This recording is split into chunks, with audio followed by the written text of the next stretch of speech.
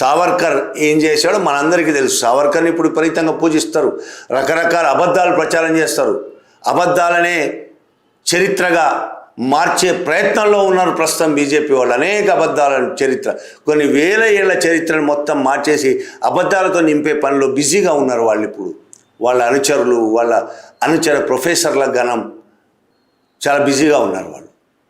సావర్కర్ స్వతంత్ర పోరాటంలో ఎన్నడూ పాల్గొలేదు. ఒక్కసారి పాల్గొన్నందుకు ఆయన జైలుకు పంపిస్తే జైలు నుంచి అనేక లెటర్లు రాశాడు. ఎవరికి? బ్రిటిష్ రాణికి. నన్ను క్షమిస్తే, నన్ను క్షమించి వదిలేస్తే నేను జీవితాంతం బ్రిటిష్ వాళ్ళకు సేవ చేసుకుంటూ బతుకుతాను, స్వతంత్ర పోరాటానికి వ్యతిరేకంగా ప్రచారం చేయడానికి నేను సిద్ధంగా ఉన్నాను, స్వతంత్ర పోరాటానికి వ్యతిరేకంగా పనిచేస్తాను. ఇంత దుర్మార్గులు వీళ్ళు. భారతదేశం ఒకవైపు ప్రజలందరూ స్వతంత్రం కావాలని పోరాడుతుంటే ఈయన తప్పిదారి ఒక్కసారి స్వతంత్ర పోరాటంలో పాల్గొని అరెస్ట్ అయినందుకు ఇక జీవితాంతం నేను స్వతంత్ర పోరాటానికి వ్యతిరేకంగా పనిచేస్తానని బ్రిటిష్ వాళ్ళకి లేఖలు రాసి చివరికి విడుదలై అదే పని చేశాడు ఆయన.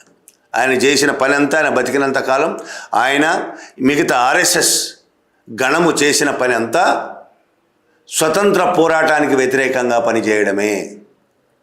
మతం అనే పేరుతో, మతం అనే ముసుగులో భారతదేశ స్వతంత్ర పోరాటానికి వ్యతిరేకంగా పనిచేశారు, ద్రోహులుగా పనిచేశారు, కోవర్టులుగా పనిచేశారు, బ్రిటిష్ వాళ్ళకు కోవర్టులుగా పనిచేశారు వీళ్ళంతా. ఆ రోజు బ్రిటిష్ వాళ్ళకు కోవర్టులుగా పనిచేసిన, మన భారతదేశానికి ద్రోహులుగా పనిచేసిన వీళ్ళే ఇవాళ అమెరికాకు కోవర్టులుగా పనిచేస్తున్నారు. సామ్రాజ్యవాద దేశాలన్నింటికీ వీళ్ళు బానిసలుగా, కోవర్టులుగా, ఈ భారతదేశానికి ద్రోహులుగా. వాళ్ళ చరిత్ర అంతా అది. 100 ఏళ్ల చరిత్ర మొత్తం వాళ్ళది ద్రోహ చరిత్ర, భారతదేశానికి ద్రోహం చేసిన చరిత్ర.